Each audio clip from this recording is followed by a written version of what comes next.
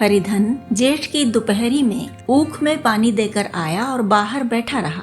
घर में से धुआं उठता नजर आता था, छन छन की आवाज भी आ रही थी।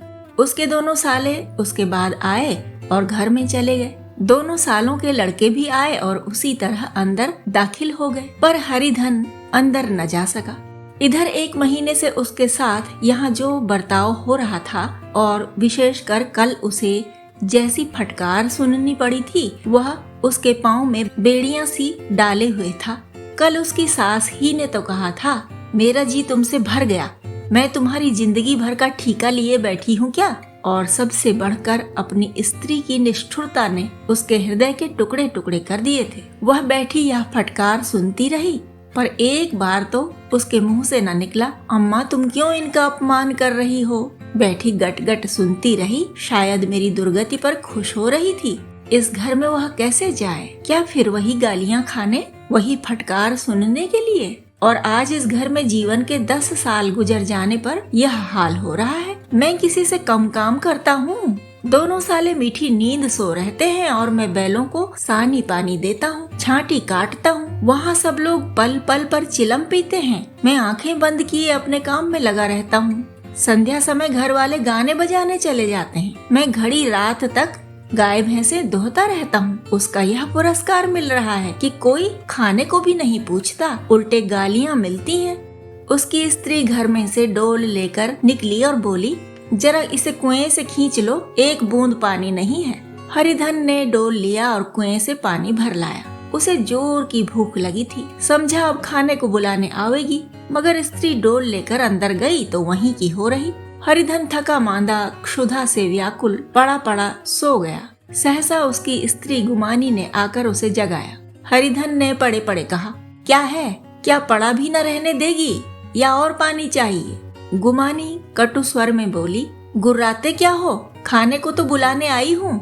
हरिधन ने देखा उसके दोनों साले और बड़े साले के दोनों लड़के भोजन किए चले आ रहे थे। उसकी देह में आग लग गई। मेरी अब यह नौबत पहुंच गई कि इन लोगों के साथ बैठकर खा भी नहीं सकता। ये लोग मालिक हैं, मैं इनकी जूठी थाली चाटने वाला हूँ। मैं इनका कुत्ता हूँ जिसे खाने के बाद 1 टुकड़ा रोटी डाल दी जाती है। यही घर है जहाँ आज से 10 साल पहले उसका कितना आदर सत्कार होता था। साले गुलाम बने रहते थे, सास मुंह जोहती रहती थी, स्त्री पूजा करती थी। तब उसके पास रुपए थे, जायदाद थी। अब वह दरिद्र है। उसकी सारी जायदाद को इन्हीं लोगों ने कूड़ा कर दिया। अब उसे रोटियों के भी लाले हैं। उसके जी में एक ज्वाला सी उठी कि इसी वक्त अंदर जाकर सास को और सालों को भिगो भिगो कर लगाए, पर जब्त करके रह गया। पड़े पड़े बोला, मुझे भूख नहीं है, आज न खाऊंगा। गुमानी ने कहा, न खाओगे मेरी बला से? हाँ नहीं तो खाओगे, तुम्हारे ही पेट में जाएगा, कुछ मेरे पेट में थोड़े ही चला जाएगा। हरिधन का क्रोध आंसू बन गया। यह मेरी स्त्री है जिसके लिए मैंने अपना सर्वस्व मिट्टी में मिला दिया। मुझे उल्लू बनाकर यह सब अब निकाल देना चाहते हैं। वह अब कहाँ जाए, क्या करे? उसकी सास आकर बोली, चलकर खा क्यों नहीं लेते जी? रूठते किस पर हो? यहाँ तुम्हारे नखरे सहने का किसी में बूता नहीं है। जो देते हो मत देना, और क्या करोगे? तुमसे बेटी ब्याही है, कुछ तुम्हारी जिंदगी का ठीका नहीं लिखा है। हरिधन ने मर्माहत होकर कहा, हाँ अम्मा, मेरी भूल थी कि मैं यही समझ रहा था। अब मेरे पास क्या है कि तुम मेरी जिंदगी का ठीका लोगी? जब मेरे पास भी धन था तब सब कुछ आता था, अब दरिद्र हूँ, तुम क्यों बात पूछोगी? बूढ़ी सास भी मुंह फुलाकर भीतर चली गई। 2.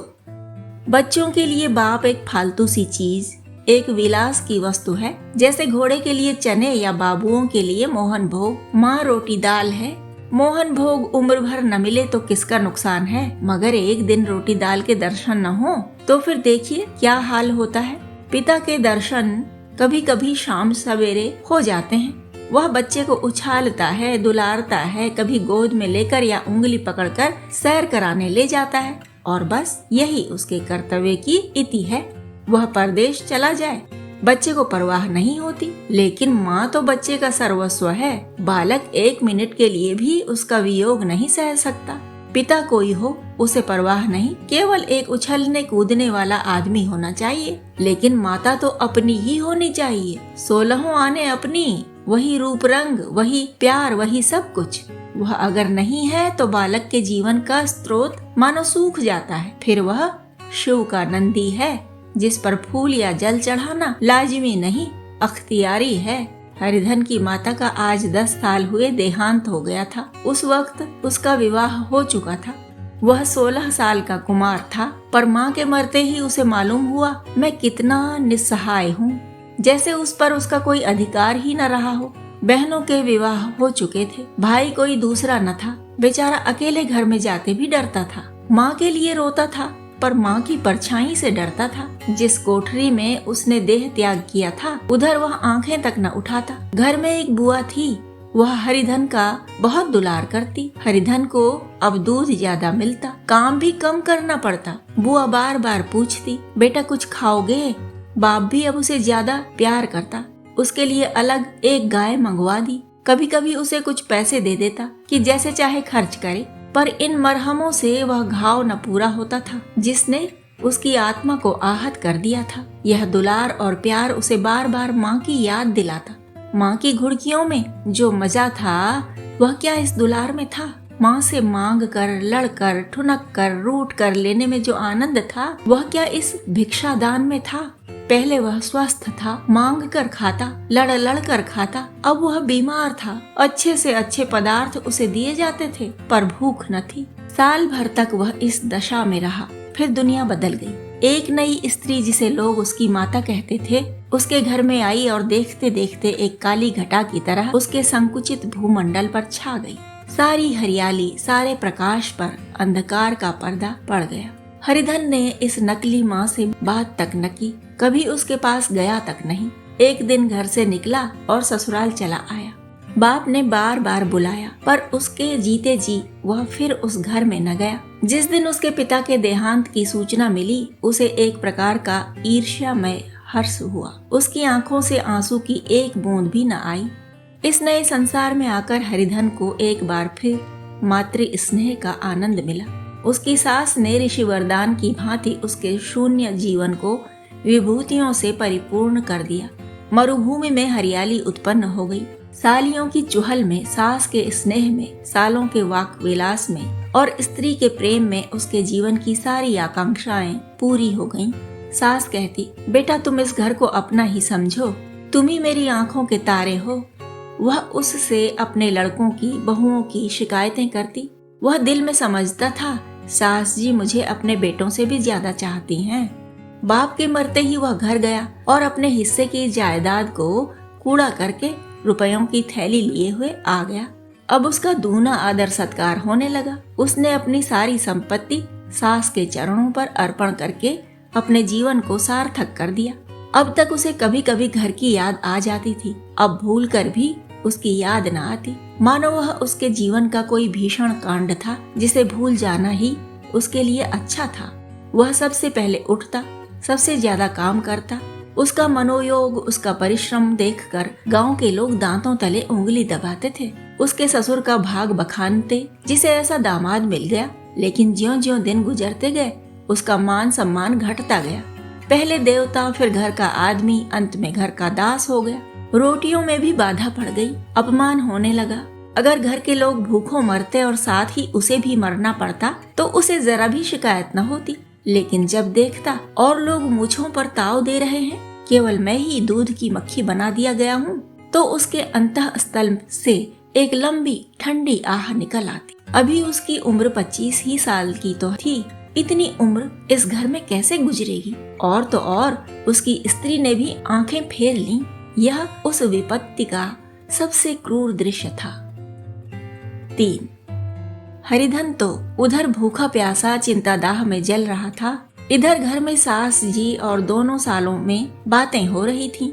गुमानी भी हाँ में हाँ मिलाती जाती थी। बड़े साले ने कहा, हम लोगों की बराबरी करते हैं, यह नहीं समझते कि किसी ने उनकी जिंदगी भर का बीड़ा थोड़े ही किया है। 10 साल हो गए, इतने दिनों में क्या 2-3 हजार न हड़प गए होंगे। छोटे साले बोले, मजूर हो तो आदमी घुड़के भी, डांटे भी, अब इनसे कोई क्या कहे, न जाने इनसे कभी पिंड छूटेगा भी या नहीं। अपने दिल में समझते होंगे मैंने 2000 रुपए नहीं दिए हैं। यह नहीं समझते कि उनके 2000 कब के उड़ चुके। सवा सेर तो 1 जून को चाहिए। सास ने गंभीर भाव से कहा, बड़ी भारी खुराक है। गुमानी माता के सिर से जूं निकाल रही थी। सुलगते हुए हृदय से बोली, निकम्मे आदमी को खाने के सिवा और काम ही क्या रहता है। बड़े, खाने की कोई बात नहीं है, जिसकी जितनी खुराक हो उतना खाए, लेकिन कुछ पैदा भी तो करना चाहिए। यह नहीं समझते कि पहुनाई में किसी के दिन कटे हैं। छोटे, मैं तो एक दिन कह दूंगा, अब अपनी राह लीजिए, आपका कर्जा नहीं खाया है। गुमानी घर वालों की ऐसी ऐसी बातें सुनकर अपने पति से द्वेष करने लगी थी। अगर वह बाहर से 4 पैसे लाता तो इस घर में उसका कितना मान सम्मान होता। वह भी रानी बनकर रहती।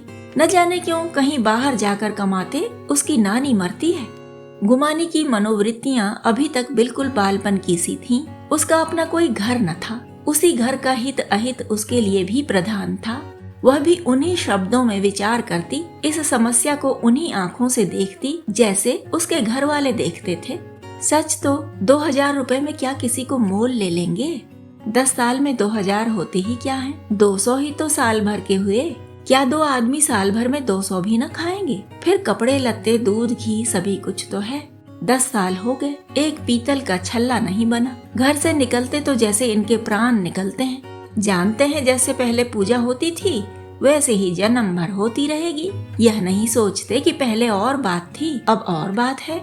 बहू तो पहले ससुराल जाती है तो उसका कितना महात्म होता है। उसके डोली से उतरते ही बाजे बजते हैं। गांव मोहल्ले की औरतें उसका मुंह देखने आती हैं और रुपए देती हैं। महीनों उसे घर भर से अच्छा खाने को मिलता है, अच्छा पहनने को, कोई काम नहीं लिया जाता। लेकिन 6 महीनों के बाद कोई उसकी बात भी नहीं पूछता। वह घर भर की लौंडी हो जाती है। उनके घर में मेरी भी तो वही गति होती। फिर काहे करो ना जो यह कहो कि मैं तो काम करता हूँ, तो तुम्हारी भूल है। मजूर की और बात है, उसे आदमी डांटता भी है, मारता भी है। जब चाहता है रखता है, जब चाहता है निकाल देता है, कस कर काम लेता है। यह नहीं कि जब जी में आया कुछ काम किया, जब जी में आया पढ़कर सो रहे। 4 हरिधन अभी पड़ा अंदर ही अंदर सुलग रहा था कि दोनों साले बाहर आए और बड़े साहब बोले, भैया उठो, तीसरा पहर ढल गया, कब तक सोते रहोगे, सारा खेत पड़ा हुआ है। हरिधन चट उठ बैठा और तीव्र स्वर में बोला, क्या तुम लोगों ने मुझे उल्लू समझ लिया है।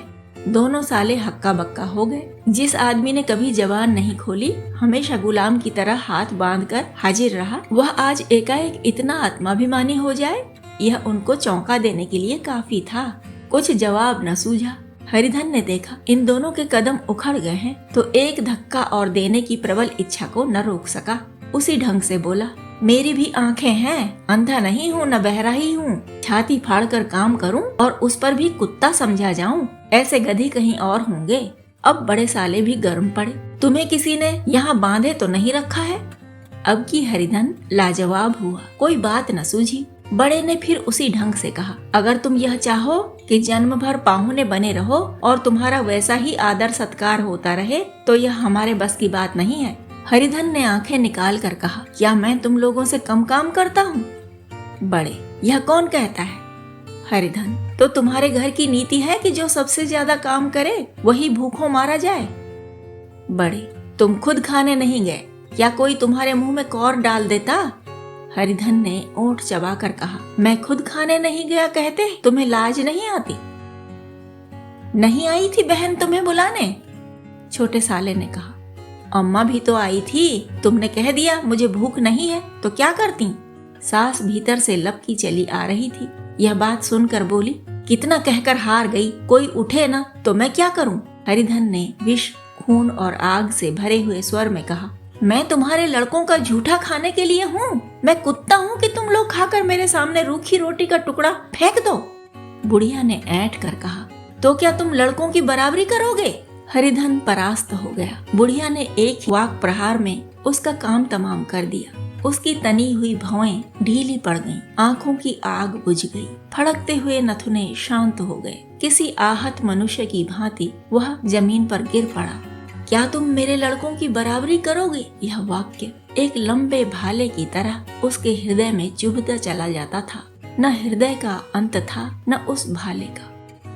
5 सारे घर ने खाया पर हरिधन न उठा। सास ने मनाया, सालियों ने मनाया, ससुर ने मनाया, दोनों साले मनाकर थक गए। हरिधन न उठा। वहीं द्वार पर एक टाट पर पड़ा था, उसे उठाकर सबसे अलग कुएं पर ले गया और जगत पर बिछाकर पड़ रहा। रात भीग चुकी थी। अनंत प्रकाश में उज्जवल तारे बालकों की भांति क्रीड़ा कर रहे थे। कोई नाचता था, कोई उछलता था, कोई हंसता था, कोई आंखें मीच कर फिर खोल देता। कोई साहसी बालक सपाट भरकर एक पल में उस विस्तृत क्षेत्र को पार कर लेता था और न जाने कहां छिप जाता था। हरिधन को अपना बचपन याद आया, जब वह भी इसी तरह क्रीड़ा करता था। उसकी बाल स्मृतियां उन्हीं चमकीले तारों की भांति प्रज्वलित हो गईं। वह अपना छोटा सा घर, वह आम के बाग, वह केरियां चुना करता था, वह मैदान जहां वह कबड्डी खेला करता था, सब उसे याद आने लगे। फिर अपनी स्नेहमयी माता की सदैव मूर्ति उसके सामने खड़ी हो गई। उन आंखों में कितनी करुणा थी, कितनी दया थी। उसे ऐसा जान पड़ा मानो माता आंखों में आंसू भरे उसे छाती से लगा लेने के लिए हाथ फैलाए उसकी ओर चली आ रही है। वह उस मधुर भावना में अपने को भूल गया। ऐसा जान पड़ा मानो माता ने उसे छाती से लगा लिया है और उसके सिर पर हाथ फेर रही है। वह रोने लगा, फूट फूट कर रोने लगा। उसी आत्म सम्मोहित दशा में उसके मुंह से यह शब्द निकला, अम्मा तुमने मुझे इतना भुला दिया। देखो तुम्हारे प्यारे लाल की क्या दशा हो रही है। कोई उसे पानी को भी नहीं पूछता। क्या जहाँ तुम हो वहाँ मेरे लिए जगह नहीं है। सहसा गुमानी ने आकर पुकारा, क्या सो गए तुम? नौज किसी को ऐसी राक्षसी नींद आए, चलकर खा क्यों नहीं लेते? कब तक कोई तुम्हारे लिए बैठा रहे? हरिधन उस कल्पना जगत से क्रूर प्रत्यक्ष में आ गया। वही कुएं की जगत थी, वही फटा हुआ टाट, और गुमानी सामने खड़ी कह रही थी, कब तक कोई तुम्हारे लिए बैठा रहे। हरिधन उठ बैठा और मानो तलवार म्यान से निकाल कर बोला, भला तुम्हें मेरी सुध तो आई? मैंने तो कह दिया था मुझे भूख नहीं है। गुमानी, तो कै दिन न खाओगे? अब इस घर का पानी भी न पीऊंगा। तुझे मेरे साथ चलना है या नहीं? दृढ़ संकल्प से भरे हुए इन शब्दों को सुनकर गुमानी सहम उठी। बोली, कहाँ जा रहे हो? हरिधन ने मानो नशे में कहा, तुझे इससे क्या मतलब? मेरे साथ चलेगी या नहीं? फिर पीछे से न कहना मुझसे कहा नहीं। गुमानी आपत्ति के भाव से बोली, तुम बताते क्यों नहीं कहाँ जा रहे हो? तू मेरे साथ चलेगी या नहीं? जब तक तुम बता न दोगे मैं नहीं जाऊंगी। तो मालूम हो गया नहीं जाना चाहती। मुझे इतना ही पूछना था। नहीं, अब तक मैं आधी दूर निकल गया होता। यह कहकर वह उठा और अपने घर की ओर चला। गुमानी पुकारती रही, सुन लो सुन लो, पर उसने पीछे फिरकर भी न देखा। 6 3 मील की मंजिल हरिधन ने 5 घंटों में तय की। जब वह अपने गांव की अमराइयों के सामने पहुंचा तो उसकी मातृभावना उषा की सुनहरी गोद में खेल रही थी। उन वृक्षों को देखकर उसका बिहुवल हृदय नाचने लगा। मंदिर का वह सुनहरा कलश देखकर वह इस तरह दौड़ा मानो एक छलांग में उसके ऊपर जा पहुंचेगा। वह वेग में दौड़ा जा रहा था, मानो उसकी माता गोद फैलाए उसे बुला रही हो। जब वह आमों के बाग में पहुंचा, जहाँ डालियों पर बैठकर वह हाथी की सवारी का आनंद पाता था, जहाँ की कच्ची बेरों और लिसोड़ों में एक स्वर्गीय स्वाद था, तो वह बैठ गया और भूमि पर सिर झुकाकर रोने लगा, मानो अपनी माता को अपनी विपत्ति कथा सुना रहा हो। वहाँ की वायु में, वहाँ के प्रकाश में मानो उसकी विराट रूपिणी माता व्याप्त हो रही थी। वहाँ की अंगुल अंगुल भूमि माता के पद चिन्हों से पवित्र थी। माता के स्नेह में डूबे हुए शब्द अभी तक मानो आकाश में गूंज रहे थे। इस वायु और इस आकाश में न जाने कौन सी संजीवनी थी जिसने उसके शोकार्त हृदय को बालोत्साह से भर दिया। वह एक पेड़ पर चढ़ गया और उधर से आम तोड़ तोड़ कर खाने लगा। सास के वह कठोर शब्द, स्त्री का वह निष्ठुर आघात, वह सारा अपमान वह भूल गया। उसके पांव फूल गए थे, तलुओं में जलन हो रही थी, पर इस आनंद में उसे किसी बात का ध्यान न था। सहसा रखवाले ने पुकारा, यह कौन ऊपर चढ़ा हुआ है रे? उतर अभी, नहीं तो ऐसा पत्थर खींच कर मारूंगा कि वहीं ठंडे हो जाओगे। उसने कई गालियां भी दी। इस फटकार और इन गालियों में इस समय हरिधन को अलौकिक आनंद मिल रहा था। वह डालियों में छिप गया, कई आम काट काट कर नीचे गिराए और जोर से ठट्ठा मार कर हंसा। ऐसी उल्लास से भरी हुई हंसी उसने बहुत दिन से न हंसी थी। रखवाले को वह हंसी परिचित सी मालूम हुई, मगर हरिधन यहाँ कहाँ, वह तो ससुराल की रोटियां तोड़ रहा है। कैसा हंसोड़ा था, कितना चिबिल्ला। न जाने बेचारे का क्या हाल हुआ। पेड़ की डाल से तालाब में कूद पड़ता था। अब गांव में ऐसा कौन है। डांट कर बोला, वहाँ बैठे बैठे हंसोगे तो आकर सारी हंसी निकाल दूंगा, नहीं सीधे से उतर जाओ। वह गालियां देने जा रहा था कि एक गुठली आकर उसके सिर पर लगी। सिर सहलाता हुआ बोला, यह कौन शैतान है, नहीं मानता, ठहर तो मैं आकर तेरी खबर लेता हूँ। उसने अपनी लकड़ी नीचे रख दी और बंदरों की तरह चटपट ऊपर चढ़ गया। देखा तो हरिधन बैठा मुस्कुरा रहा है। चकित होकर बोला, अरे हरिधन, तुम यहाँ कब आए? इस पेड़ पर कब से बैठे हो? दोनों बचपन के सखा वहीं गले मिले। यहाँ कब आए? चलो घर चलो भले आदमी, क्या वहाँ आम भी मयस्सर न होते थे? हरिधन ने मुस्कुराकर कहा, मंगरू, इन आमों में जो स्वाद है वह और कहीं के आमों में नहीं है। गांव का क्या रंग ढंग है। मंगरू, सब चैन चान है भैया, तुमने तो जैसे नाता ही तोड़ लिया। इस तरह कोई अपना गांव घर छोड़ देता है? जब से तुम्हारे दादा मरे सारी गिरस्ती चौपट हो गई। 2 छोटे छोटे लड़के हैं, उनके किए क्या होता है? हरिधन, मुझे अब उस गिरस्ती से क्या वास्ता है भाई, मैं तो अपना ले दे चुका। मजूरी तो मिलेगी ना, तुम्हारी गैया मैं ही चरा दिया करूँगा, मुझे खाने को दे देना। मंगरू ने अविश्वास के भाव से कहा, अरे भैया कैसी बात करते हो, तुम्हारे लिए जान तक हाजिर है। क्या ससुराल में अब न रहोगे? कोई चिंता नहीं, पहले तो तुम्हारा घर ही है, उसे संभालो, छोटे छोटे बच्चे हैं उनको पालो। तुम नई अम्मा से नाहक डरते थे, बड़ी सीधी है बेचारी, बस अपनी माँ ही समझो, तुम्हें पाकर तो निहाल हो जाएगी। अच्छा घरवाली को तो लाओगे? हरिधन, उसका अब मुंह न देखूंगा, मेरे लिए वह मर गई। मंगरू, तो दूसरी सगाई हो जाएगी, अब की ऐसी मेहरिया ला दूंगा कि उसके पैर धो धो कर पियोगे। लेकिन कहीं पहली भी आ गई तो? हरिधन, वह न आएगी। 7 हरिधन अपने घर पहुंचा तो दोनों भाई भैया आए कहकर भीतर दौड़े और माँ को खबर दी। उस घर में कदम रखते ही हरिधन को ऐसी शांत महिमा का अनुभव हुआ मानो वह अपनी माँ की गोद में बैठा हुआ है। इतने दिनों ठोकरें खाने से उसका हृदय कोमल हो गया था। जहाँ पहले अभिमान था, आग्रह था, हिकड़ी थी, वहाँ अब निराशा थी, पराजय थी और याचना थी। बीमारी का जोर कम हो चला था, अब उस पर मामूली दवा भी असर कर सकती थी। किले की दीवारें छिद चुकी थी, अब उसमें घुस जाना असह्य न था। वही घर जिससे वह एक दिन विरक्त हो गया था, अब गोद फैलाए उसे आश्रय देने को तैयार था। हरिधन का निरवलंबन मन यह आश्रय पाकर मानो तृप्त हो गया। शाम को विमाता ने कहा, बेटा तुम घर आ गए, हमारे धन भाग, अब इन बच्चों को पालो। माँ का नाता न सही, बाप का नाता तो है ही। मुझे एक रोटी दे देना, खाकर एक कोने में पड़ी रहूंगी। तुम्हारी अम्मा से मेरा बहन का नाता है, उस नाते से भी तो तुम मेरे लड़के होते हो। हरिधन की मातृविह्वल आंखों को विमाता के रूप में अपनी माता के दर्शन हुए। घर के एक एक कोने में स्मृतियों की छटा चांदनी की भांति छिटकी हुई थी। विमाता का प्रौढ़ मुखमंडल भी उसी छटा से रंजित था। दूसरे दिन हरिधन फिर कंधे पर हल रख कर खेत को चला। उसके मुख पर उल्लास था, आंखों में गर्व। वह अब किसी का आश्रित नहीं, आश्रयदाता था। किसी के द्वार का भिक्षुक नहीं, घर का रक्षक था। एक दिन उसने सुना गुमानी ने दूसरा घर कर लिया। माँ से बोला, तुमने सुना काकी, गुमानी ने घर कर लिया? काकी ने कहा, घर क्या कर लेगी, ठट्ठा है, बिरादरी में ऐसा अंधेर, पंचायत नहीं अदालत तो है। हरिधन ने कहा, नहीं काकी, बहुत अच्छा हुआ, ला महावीर जी को लड्डू चढ़ा आऊं। मैं तो डर रहा था कहीं मेरे गले न आ पड़े। भगवान ने मेरी सुन ली, मैं वहाँ से यही ठान कर चला था, अब उसका मुंह न देखूंगा। शिवदास ने भंडारे की कुंजी अपनी बहू राम प्यारी के सामने फेंक कर अपनी बूढ़ी आंखों में आंसू भरकर कहा, बहू आज से गिरस्ती की देखभाल तुम्हारे ऊपर है। मेरा सुख भगवान से नहीं देखा गया, नहीं तो क्या जवान बेटे को यूं छीन लेते। उसका काम करने वाला तो कोई चाहिए, एक हल तोड़ दूं तो गुजारा न होगा। मेरे ही कुकर्म से भगवान का यह कोप आया है और मैं ही अपने माथे पर उसे लूंगा। बिरजू का हल अब मैं ही संभालूंगा।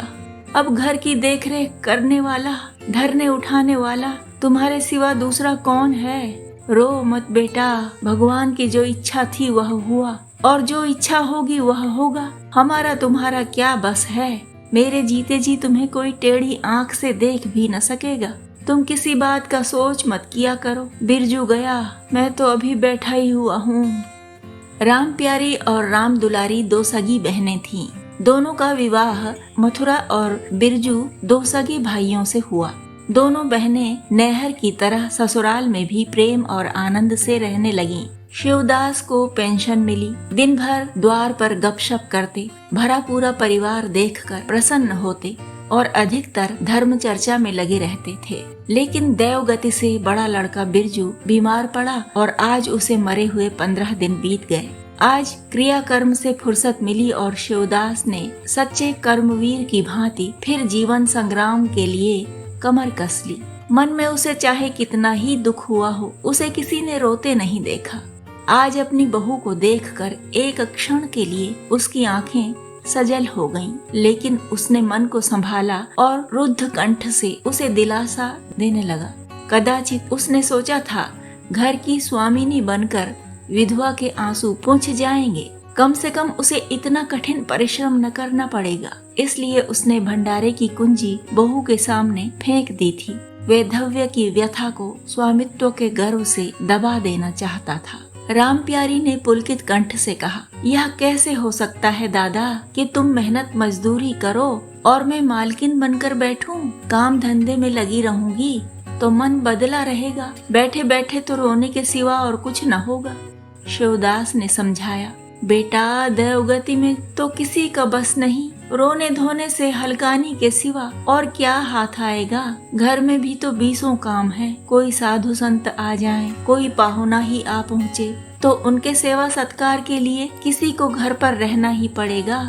बहू ने बहुत से हीले किए पर शिवदास ने एक न सुनी। 2 शिवदास के बाहर चले जाने पर राम प्यारी ने कुंजी उठाई तो उसे मन में अपूर्व गौरव और उत्तरदायित्व का अनुभव हुआ। जरा देर के लिए पति वियोग का दुख उसे भूल गया। उसकी छोटी बहन और देवर दोनों काम करने गए हुए थे। शिवदास बाहर था।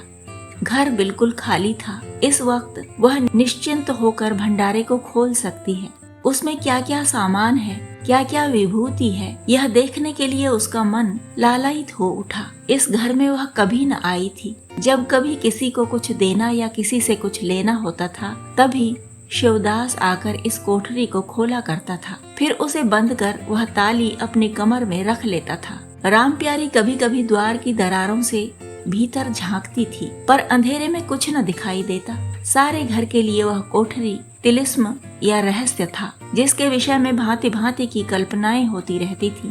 आज राम प्यारी को वह रहस्य खोलकर देखने का अवसर मिल गया। उसने बाहर का द्वार बंद कर दिया कि कोई उसे भंडार खोलते न देख ले। नहीं सोचेगा बेजरूरत उसने क्यों खोला। तब आकर कांपते हुए हाथों से ताला खोला। उसकी छाती धड़क रही थी कि कोई द्वार न खटखटाने लगे। अंदर पांव रखा तो उसे कुछ उसी प्रकार का, लेकिन उससे कहीं तीव्र आनंद हुआ जो उसे अपने गहने कपड़े की पिटारी खोलने पर होता था। मटकों में गुड़, शक्कर, गेहूं, जौ आदि चीजें रखी हुई थीं। एक किनारे बड़े बड़े बर्तन धरे थे जो शादी ब्याह के अवसर पर निकाले जाते थे या मांगे दिए जाते थे। एक आले पर मालगुजारी की रसीदें और लेन देन के पुर्जे बंधे हुए थे। कोठरी में एक विभूति सी छाई थी, मानो लक्ष्मी अज्ञात रूप से विराज रही हूँ। उस विभूति की छाया में राम प्यारी आधे घंटे तक बैठी अपनी आत्मा को तृप्त करती रही। प्रतिक्षण उसके हृदय पर ममत्व का नशा सा छाया जा रहा था। जब वह उस कोठरी से निकली तो उसके मन के संस्कार बदल गए थे, मानो किसी ने उस पर मंत्र डाल दिया हो। उसी समय द्वार पर किसी ने आवाज दी। उसने तुरंत भंडारे का द्वार बंद किया और जाकर सदर दरवाजा खोल दिया। देखा तो पड़ोसिन झुनिया खड़ी है और 1 रुपया उधार मांग रही है। राम प्यारी ने रुखाई से कहा, अभी तो 1 पैसा घर में नहीं है जीजी, क्रियाकर्म में सब खर्च हो गया। झुनिया चकरा गई। चौधरी के घर में इस समय 1 रुपया भी नहीं है। यह विश्वास करने की बात न थी। जिसके यहाँ सैकड़ों का लेन देन है, वह सब कुछ क्रियाकर्म में नहीं खर्च कर सकता। अगर शिवदास ने बहाना किया होता तो उसे आश्चर्य न होता। प्यारी तो अपने सरल स्वभाव के लिए गांव में मशहूर थी। अक्सर शिवदास की आंखें बचाकर पड़ोसियों को इच्छित वस्तुएं दे दिया करती थी। अभी कल ही उसने जानकी को सेर भर दूध दिया, यहाँ तक कि अपने गहने तक मांगे दे देती थी। कृपण शिवदास के घर में ऐसी सखरज बहू का आना गांव वाले अपने सौभाग्य की बात समझते थे। झुनिया ने चकित होकर कहा, ऐसा न कहो जीजी, बड़े गाढ़े में पड़कर आई हूँ। नहीं तुम जानती हो मेरी आदत ऐसी नहीं है। बाकी का 1 रुपया देना है। प्यादा द्वार पर खड़ा बकझक कर रहा है। रुपया दे दो तो किसी तरह यह विपत्ति टले। मैं आज के 8वें दिन आकर दे जाऊंगी। गांव में और कौन घर है जहां मांगने जाऊं। प्यारी टस से मस न हुई। उसके जाते ही प्यारी सांझ के लिए रसोई पानी का इंतजाम करने लगी। पहले चावल दाल बिनना अपाढ़ लगता था और रसोई में जाना तो सूली पर चढ़ने से कम न था। कुछ देर बहनों में झाँव झाँव होती, तब शिवदास आकर कहते, क्या आज रसोई न बनेगी? तो 2 में से 1 उठती और मोटे मोटे टिक्कड़ लगाकर रख देती, मानो बैलों का रातिब हो। आज प्यारी तन मन से रसोई के प्रबंध में लगी हुई है। अब वह घर की स्वामिनी है। तब उसने बाहर निकलकर देखा, कितना कूड़ा करकट पड़ा हुआ है।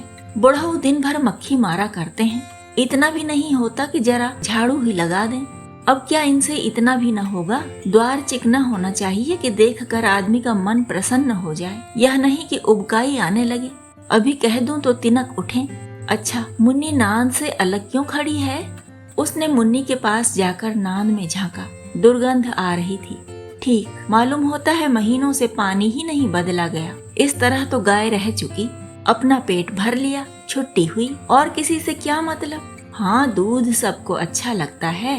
दादा द्वार पर बैठे चिलम पी रहे हैं, मगर इतना नहीं होता कि 4 घड़ा पानी नांद में डाल दें। मजूर रखा है, वह भी 3 कौड़ी का, खाने को 1.5 सेर, काम करते नानी मरती है। आज आता है तो पूछती हूँ, नांद में पानी क्यों नहीं बदला? रहना हो रहे या जाए, आदमी बहुत मिलेंगे। चारों ओर तो लोग मारे मारे फिर रहे हैं। आखिर उससे न रहा गया, घड़ा उठाकर पानी लाने चली। शिवदास ने पुकारा, पानी क्या होगा बहू, इसमें पानी भरा हुआ है। प्यारी ने कहा, नांद का पानी सड़ गया है। मुन्नी भूसे में मुंह नहीं डालती, देखते नहीं हो, कोस भर पर खड़ी है। शिवदास मार्मिक भाव से मुस्कुराए और आकर बहू के हाथ से घड़ा ले लिया। 3 कई महीने बीत गए। प्यारी के अधिकार में आते ही उस घर में जैसे वसंत आ गया। भीतर बाहर जहाँ देखिए किसी निपुण प्रबंधक के हस्त कौशल, सुविचार और सुरुचि के चिन्ह दिखते थे। प्यारी ने गृह यंत्र की ऐसी चाबी कस दी थी कि सभी पुर्जे ठीक ठाक चलने लगे थे। भोजन पहले से अच्छा मिलता है और समय पर मिलता है। दूध ज्यादा होता है, घी ज्यादा होता है और काम ज्यादा होता है। प्यारी न खुद विश्राम लेती है, न दूसरों को विश्राम लेने देती है। घर में ऐसी बरकत आ गई है कि जो चीज मांगो घर ही में निकल आती है। आदमी से लेकर जानवर तक सभी स्वस्थ दिखाई देते हैं। अब वह पहले की सी दशा नहीं है कि कोई चिथड़े लपेटे घूम रहा है, किसी को गहने की धुन सवार है। हाँ, अगर कोई रुग्ण और चिंतित तथा मलिन वेश में है तो वह प्यारी है। फिर भी सारा घर उससे जलता है। यहाँ तक कि बूढ़े शिवदास भी कभी कभी उसकी बदगोई करते हैं। किसी को पहर रात रहे उठना अच्छा नहीं लगता। मेहनत से सभी जी चुराते हैं, फिर भी यह सब मानते हैं कि प्यारी न हो तो घर का काम न चले। और तो और दोनों बहनों में भी अब उतना अपनापन नहीं। प्रातः काल का समय था। दुलारी ने हाथों के कड़े लाकर प्यारी के सामने पटक दिए और घुन्नाई हुई बोली, लेकर इसे भी भंडारे में बंद कर दे। प्यारी ने कड़े उठा लिए और कोमल स्वर से कहा, कह तो दिया, हाथ में रुपए आने दे, बनवा दूंगी। अभी ऐसा घिस नहीं गया है कि आज ही उतार कर फेंक दिया जाए। दुलारी लड़ने को तैयार होकर आई थी। बोली, तेरे हाथ में काहे को कभी रुपए आएंगे और काहे को कड़े बनेंगे? जोड़ जोड़ रखने में मजा आता है ना। प्यारी ने हंसकर कहा, जोड़ जोड़ रखती हूँ तो तेरे ही लिए कि मेरे कोई बैठा हुआ है कि मैं सबसे ज्यादा खा पहन लेती हूँ। मेरा अनंत कब का टूटा पड़ा है। दुलारी, तुम न खाओ न पहनो, जस तो पाती हो। यहाँ खाने पहनने के सिवा और क्या है? मैं तुम्हारा हिसाब किताब नहीं जानती। मेरे कड़े आज बनने को भेज दो। प्यारी ने सरल विनोद के भाव से पूछा, रुपए न हो तो कहाँ से लाऊं? दुलारी ने उद्दंडता के साथ कहा, मुझे इससे कोई मतलब नहीं, मैं तो कड़े चाहती हूँ। इसी तरह घर के सब आदमी अपने अपने अवसर पर प्यारी को 2-4 खोटी खरी सुना जाते थे। और वह गरीब सबकी धौंस हंसकर सहती थी। स्वामिनी का यह धर्म है कि सबकी धौंस सुन ले और करे वही जिसमें घर का कल्याण हो।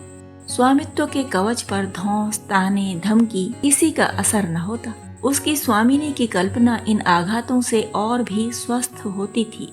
वह गृहस्थी की संचालिका है। सभी अपने अपने दुख उसी के सामने रोते हैं, पर जो कुछ वह करती है वही होता है। इतना उसे प्रसन्न करने के लिए काफी था। गांव में प्यारी की सराहना होती थी। अभी उम्र ही क्या है, लेकिन सारे घर को संभाले हुए है। चाहती तो सगाई करके चैन से रहती, इस घर के पीछे अपने को मिटाए देती है।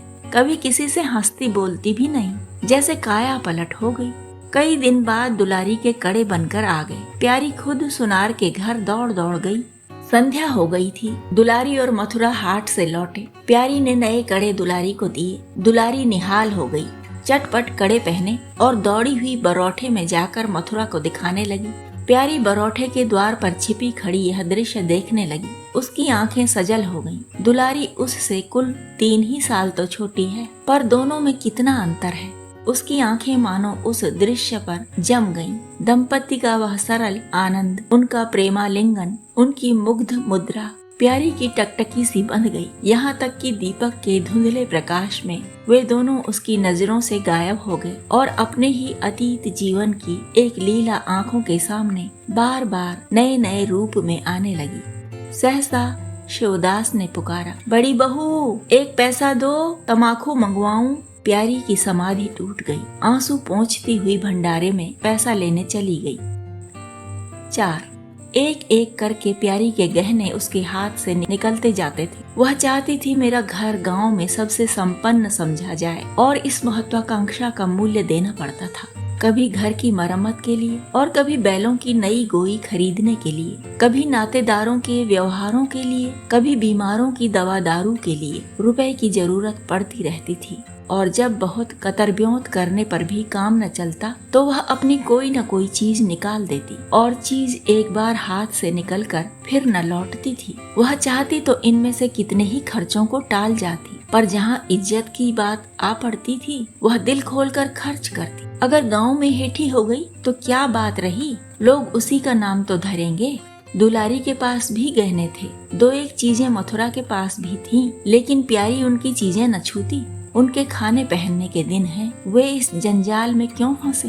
दुलारी को लड़का हुआ तो प्यारी ने धूम से जन्मोत्सव मनाने का प्रस्ताव किया। शिवदास ने विरोध किया। क्या फायदा, जब भगवान की दया से सगाई ब्याह के दिन आएंगे तो धूमधाम कर लेना। प्यारी का हौसलों से भरा दिल भला क्यों मानता। बोली, कैसी बात करते हो दादा, पहलौठे लड़के के लिए भी धूमधाम न हुई तो कब होगी। मन तो नहीं मानता, फिर दुनिया क्या कहेगी। नाम बड़े दर्शन थोड़े। मैं तुमसे कुछ नहीं मांगती, अपना सारा सरंजाम कर लूंगी, गहनों के माथे जाएगी और क्या। शिवदास ने चिंतित होकर कहा, इस तरह एक दिन धागा भी न बचेगा। इतना समझाया बेटा, भाई भौजाई किसी के नहीं होते। अपने पास 2 चीजें रहेंगी तो सब मुंह जोहेंगे, नहीं कोई सीधे बात भी न करेगा। प्यारी ने ऐसा मुंह बनाया मानो वह ऐसी बूढ़ी बातें बहुत सुन चुकी है, और बोली, जो अपने हैं वे भी न पूछें तो भी अपने ही रहते हैं। मेरा धर्म मेरे साथ है, उनका धर्म उनके साथ है। मर जाऊंगी तो क्या छाती पर लाद के ले जाऊंगी। धूमधाम से जन्मोत्सव मनाया गया। बरही के दिन सारी बिरादरी का भोज हुआ। लोग खा पी कर चले गए। प्यारी दिन भर की थकी मांदी आंगन में एक टाट का टुकड़ा बिछाकर कमर सीधी करने लगी। आंखें झपक गईं। मथुरा उसी वक्त घर में आया। नवजात पुत्र को देखने के लिए उसका चित्त व्याकुल हो रहा था। दुलारी सौर ग्रह से निकल चुकी थी। गर्भावस्था में उसकी देह क्षीण हो गई थी, मुंह भी उतर गया था, पर आज स्वस्थता की लालिमा मुख पर छाई हुई थी। सौर के संयम और पौष्टिक भोजन ने देह को चिकना कर दिया था। मथुरा उसे आंगन में देखते ही समीप आ गया और एक बार प्यारी की ओर ताक कर उसके निद्रा मग्न होने का निश्चय करके उसने शिशु को गोद में ले लिया और उसका मुंह चूमने लगा। आहट पाकर प्यारी की आंखें खुल गईं, पर उसने नींद का बहाना किया और अधखुली आंखों से यह आनंद क्रीड़ा देखने लगी। माता और पिता दोनों बारी बारी से बालक को चूमते, गले लगाते और उसके मुख को निहारते थे। कितना स्वर्गीय आनंद था। प्यारी की तृषित लालसा एक क्षण के लिए स्वामिनी को भूल गई। जैसे लगाम से मुखबद्ध, बोझ से लदा हुआ, हाँकने वाले के चाबुक से पीड़ित, दौड़ते दौड़ते बेदम तुरंग हिनहिनाने की आवाज सुनकर कनौतियां खड़ी कर लेता है और परिस्थिति को भूलकर एक दबी हुई हिनहिनाहट से उसका जवाब देता है। कुछ वही दशा प्यारी की हुई। उसका मातृत्व जो पिंजरे में बंद मूक निश्चेष्ट पड़ा हुआ था, समीप से आने वाली मातृत्व की चहकार सुनकर जैसे जाग पड़ा और चिंताओं के उस पिंजरे से निकलने के लिए पंख फड़फड़ाने लगा। मथुरा ने कहा, यह मेरा लड़का है। दुलारी ने बालक को गोद में चिपटा कर कहा, हाँ क्यों नहीं, तुम्ही ने तो 9 महीने पेट में रखा है। सांसद तो मेरी हुई, बाप कहलाने के लिए तुम कूद पड़े। मथुरा, मेरा लड़का न होता तो मेरी सूरत का क्यों होता? चेहरा मोहरा रंग रूप सब मेरा ही सा है कि नहीं? दुलारी, इससे क्या होता है जी, बीज बनिए के घर से आता है, खेत किसान का होता है, उपज बनिए की नहीं होती, किसान की होती है। मथुरा, बातों में तुमसे कोई न जीतेगा। मेरा लड़का बड़ा हो जाएगा तो मैं द्वार पर बैठकर मजे से हुक्का पिया करूँगा। दुलारी, मेरा लड़का पढ़े लिखेगा, कोई बड़ा हुद्दा पाएगा, तुम्हारी तरह दिन भर बैल के पीछे न चलेगा। मालकिन से कहना है कल एक पालना बनवा दे। मथुरा, अब बहुत सवेरे न उठा करना और छाती फाड़ कर काम भी न करना। दुलारी, यह महारानी जीने देंगी? मथुरा, मुझे तो बेचारी पर दया आती है, उसके कौन बैठा हुआ है, हम ही लोगों के लिए मरती है। भैया होते तो अब तक 2-3 बच्चों की माँ हो गई होती। प्यारी के कंठ में आंसुओं का ऐसा वेग उठा कि उसे रोकने में सारी देह कांप उठी। अपना वंचित जीवन उसे मरुस्थल सा लगने लगा, जिसकी सूखी रेत पर वह हरा भरा बाग लगाने की निष्फल चेष्टा कर रही थी। 5 कुछ दिनों के बाद शिवदास भी मर गया। उधर दुलारी के 2 बच्चे और हुए। वह भी अधिकतर बच्चों के लालन पालन में व्यस्त रहने लगी। खेती का काम मजदूरों पर आ पड़ा। मथुरा मजदूर तो अच्छा था, संचालक अच्छा न था। उसे स्वतंत्र रूप से काम लेने का कभी अवसर न मिला। खुद अपने भाई की निगरानी में काम करता रहा, बाद को बाप की निगरानी में काम करने लगा। खेती का तार भी न जानता था। वही मजूर उसके यहाँ टिकते थे जो मेहनत नहीं खुशामद करने में कुशल होते थे। इसलिए प्यारी को अब दिन में 2-4 चक्कर हार के भी लगाना पड़ता। कहने को वह अब भी मालकिन थी, पर वास्तव में घर भर की सेविका थी। मजूर भी उससे त्योरियां बदलते, जमींदार का प्यादा भी उसी पर धौंस जमाता। भोजन में भी किफायत करनी पड़ती। लड़कों को जितनी बार मांगे उतनी बार कुछ न कुछ चाहिए। दुलारी तो लड़कौरी थी, उसे भरपूर भोजन चाहिए। मथुरा घर का सरदार था, उसके इस अधिकार को कौन छीन सकता था? मजूर भला क्यों रियायत करने लगे थे? सारी कसर प्यारी पर निकलती थी। वही एक फालतू चीज थी। अगर आधा पेट खाया तो किसी को हानि न हो सकती थी। 30 वर्ष की अवस्था में उसके बाल पक गए, कमर झुक गई, आंखों की जोत कम हो गई, मगर वह प्रसन्न थी। स्वामित्व का गौरव इन सारे जख्मों पर मरहम का काम करता था। एक दिन मथुरा ने कहा, भाभी अब तो कहीं परदेश जाने को जी होता है। यहाँ तो कमाई में बरकत नहीं, किसी तरह पेट की रोटी चल जाती है, वह भी रोध होकर। कई आदमी पूरब से आए हैं, वे कहते हैं वहाँ 2-3 रुपए रोज की मजदूरी हो जाती है। 4-5 साल भी रह गया तो माला माल हो जाऊंगा। अब आगे लड़के वाले हुए, इनके लिए कुछ तो करना ही चाहिए। दुलारी ने समर्थन किया। हाथ में 4 पैसे होंगे, लड़कों को पढ़ाएंगे लिखाएंगे। हमारी तो किसी तरह कट गई, लड़कों को तो आदमी बनाना है। प्यारी यह प्रस्ताव सुनकर अवाक रह गई। उनका मुंह ताकने लगी। इसके पहले इस तरह की बातचीत कभी न हुई थी। यह धुन कैसे सवार हो गई? उसे संदेह हुआ, शायद मेरे कारण यह भावना उत्पन्न हुई। बोली, मैं तो जाने को न कहूँगी, आगे जैसी इच्छा हो। लड़कों को पढ़ाने लिखाने के लिए यहाँ भी तो मदरसा है। फिर क्या नित्य यही दिन बने रहेंगे? 2-3 साल भी खेती बन गई तो सब कुछ हो जाएगा। मथुरा, इतने दिन खेती करते हो गए, जब अब तक न बनी तो अब क्या बन जाएगी? इस तरह एक दिन चल देंगे, मन की मन में रह जाएगी। फिर अब पौरुख तो थक रहा है, यह खेती कौन संभालेगा? लड़कों को मैं चक्की में जोत कर उनकी जिंदगी नहीं खराब करना चाहता। प्यारी ने आंखों में आंसू लाकर कहा, भैया घर पर जब तक आधी मिले तारी के लिए नहीं धावना चाहिए। अगर मेरी ओर से कोई बात हो तो अपना घर बार अपने हाथ में करो, मुझे एक टुकड़ा दे देना, पड़ी रहूंगी। मथुरा, आर्द्रकंठ होकर बोला, भाभी यह तुम क्या कहती हो? तुम्हारे ही संभाले यह घर अब तक चला है, नहीं रसातल में चला गया होता। इस गिरस्ती के पीछे तुमने अपने को मिट्टी में मिला दिया, अपनी देह खुला डाली। मैं अंधा नहीं हूँ, सब कुछ समझता हूँ। हम लोगों को जाने दो, भगवान ने चाहा तो घर फिर संभल जाएगा। तुम्हारे लिए हम बराबर खर्च बरच बेचते रहेंगे।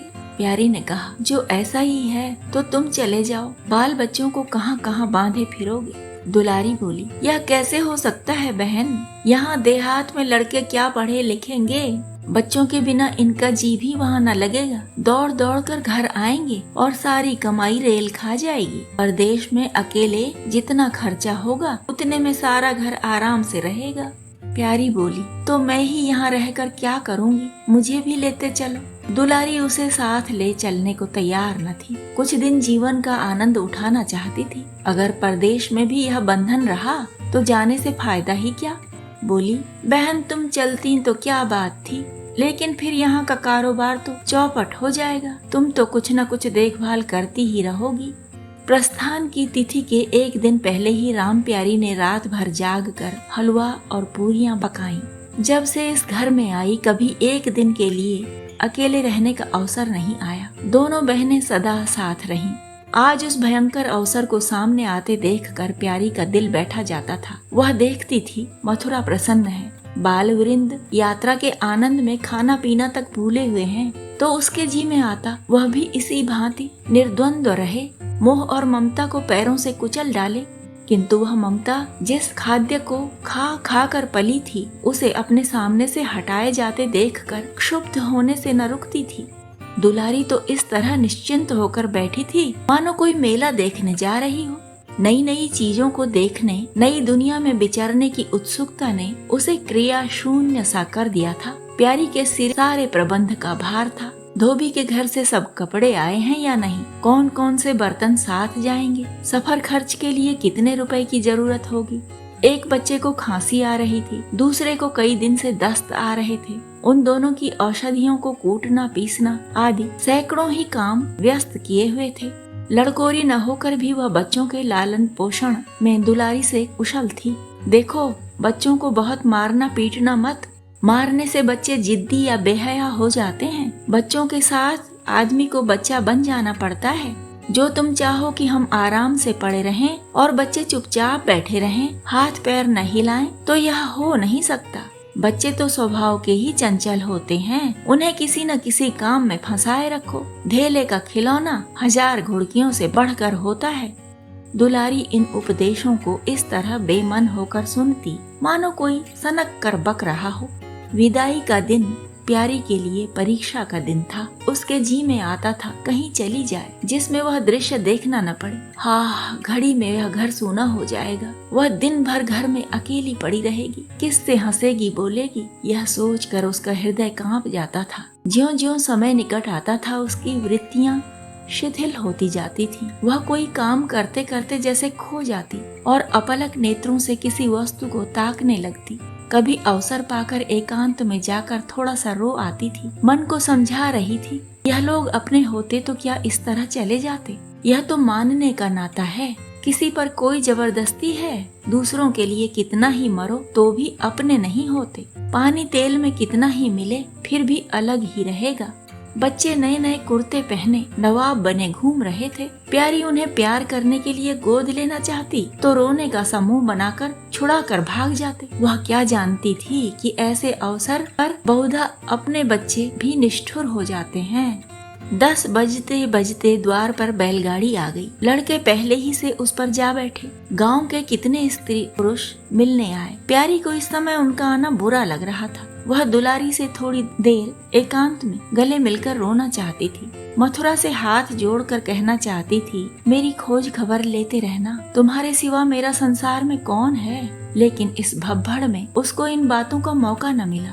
मथुरा और दुलारी दोनों गाड़ी में जा बैठे और प्यारी द्वार पर रोती खड़ी रह गई। वह इतनी विह्वल थी कि गांव के बाहर तक पहुंचाने की भी उसे सुधि न रही। 6 कई दिनों तक प्यारी मूर्छित सी पड़ी रही। न घर से निकली, न चूल्हा जलाया, न हाथ मुंह धोया। उसका हलवाहा जोखू बार बार आकर कहता, मालकिन उठो, मुंह हाथ धो, कुछ खाओ पियो, कब तक इस तरह पड़ी रहोगी। इस तरह की तसल्ली गांव की और स्त्रियां भी देती थीं, पर उनकी तसल्ली में एक प्रकार की ईर्ष्या का भाव छिपा हुआ जान पड़ता था। जोखू के स्वर में सच्ची सहानुभूति झलकती थी। जोखू कामचोर, बातूनी और नशेबाज था। प्यारी उसे बराबर डांटती रहती थी। 2-1 बार उसे निकाल भी चुकी थी, पर मथुरा के आग्रह से फिर रख लिया था। आज भी जोखू की सहानुभूति भरी बातें सुनकर प्यारी झुंझलाती, यह काम करने क्यों नहीं जाता, यहाँ मेरे पीछे क्यों पड़ा हुआ है। मगर उसे झिड़क देने को जी न चाहता था। उसे उस समय सहानुभूति की भूख थी। फल कांटेदार वृक्ष से भी मिले तो क्या उन्हें छोड़ दिया जाता है। धीरे धीरे क्षोभ का वेग कम हुआ। जीवन के व्यापार होने लगे। अब खेती का सारा भार प्यारी पर था। लोगों ने सलाह दी, एक हल तोड़ दो और खेतों को उठा दो, पर प्यारी का गर्व यूं ढोल बजाकर अपनी पराजय स्वीकार न करता था। सारे काम पूर्ववत चलने लगे। उधर मथुरा के चिट्ठी पत्री न भेजने से उसके अभिमान को और भी उत्तेजना मिली।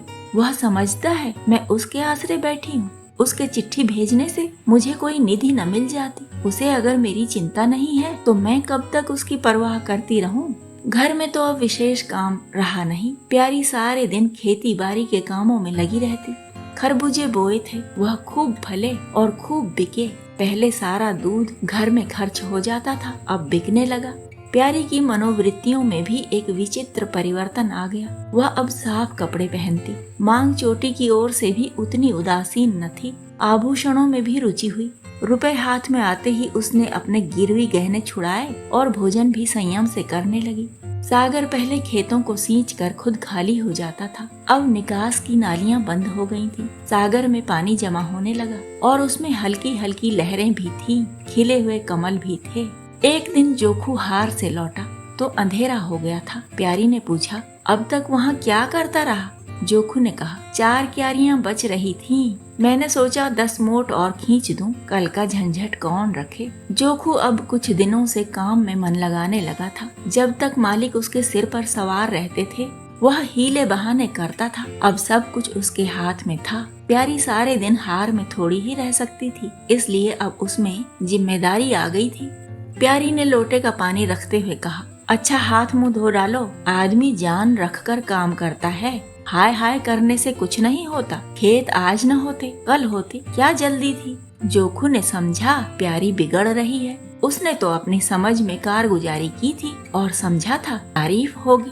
यहाँ आलोचना हुई। चिढ़कर बोला, मालकिन दाहिने बाएं दोनों ओर चलती हो, जो बात नहीं समझती हो उसमें क्यों कूदती हो। कल के लिए तो ऊंचुआ के खेत पड़े सूख रहे हैं। आज बड़ी मुश्किल से कुआं खाली हुआ था। सवेरे में पहुंचता तो कोई और आकर न छेंक लेता, फिर अठवारे तक राह देखनी पड़ती, तब तक तो सारी ऊख विदा हो जाती। प्यारी उसकी सरलता पर हंसकर बोली, अरे मैं तुझे कुछ कह थोड़ी रही हूँ पागल। मैं तो कहती हूँ कि जान रख कर काम कर, कहीं बीमार पड़ गया तो लेने के देने पड़ जाएंगे। जोखू, कौन बीमार पड़ जाएगा। मैं 20 साल में कभी सिर तक तो दुखा नहीं, आगे की नहीं जानता। कहो रात भर काम करता रहूं। प्यारी, मैं क्या जानूं, तुम ही अंतरे दिन बैठे रहते थे और पूछा जाता था तो कहते थे जुर्रा आ गया था, पेट में दर्द था।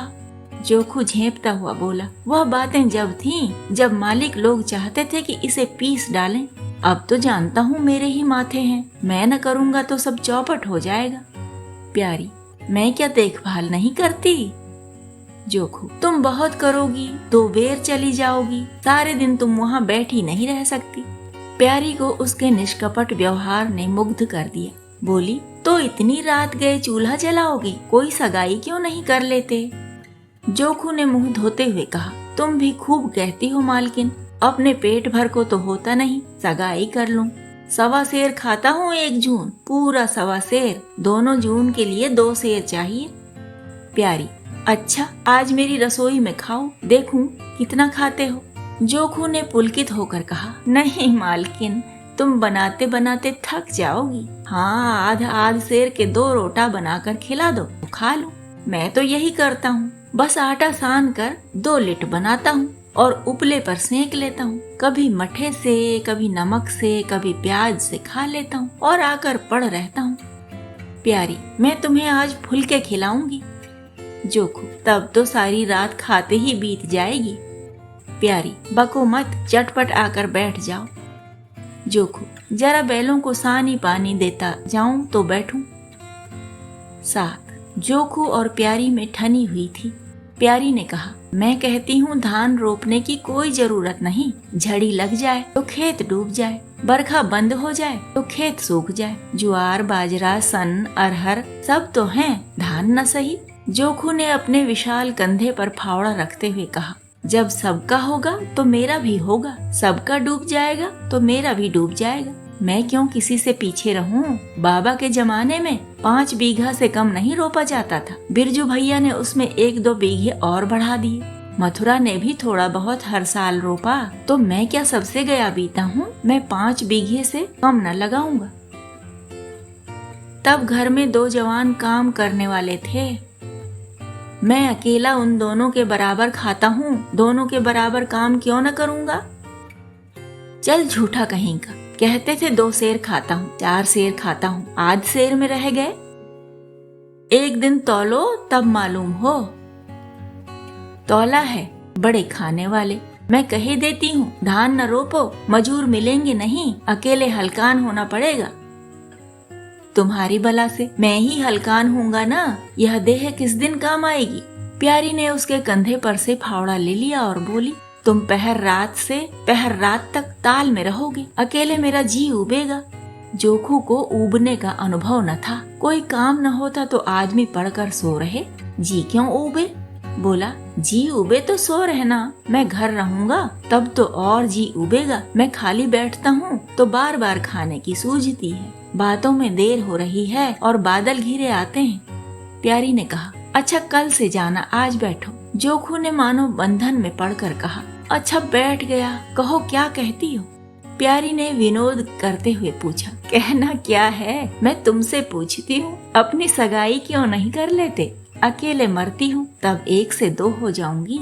जोखू शर्माता हुआ बोला, तुमने फिर वही बेबात की बात छेड़ दी। मालकिन, किससे सगाई कर लूं यहाँ? ऐसी मेहरिया लेकर क्या करूँगा जो गहनों के लिए मेरी जान खाती रहे?